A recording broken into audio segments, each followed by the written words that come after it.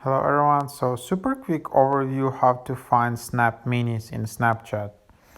So super easy, just go to the Snapchat and then go to the chat to specific group or just to one friend. And then in the bottom right you will have this like rocket icon, and then in the bottom you will have minis.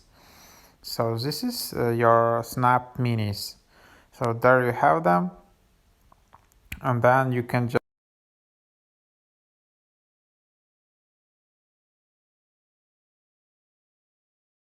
add more and more of these minis over the time. Is just rolling them out. It's a new feature.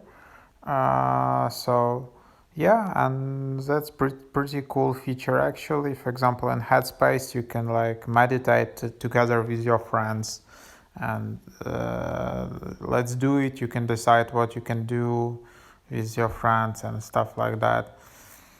So it's kind of activities you can do together with friends, not only with one friend, but with multiple in Snapchat groups and stuff like that.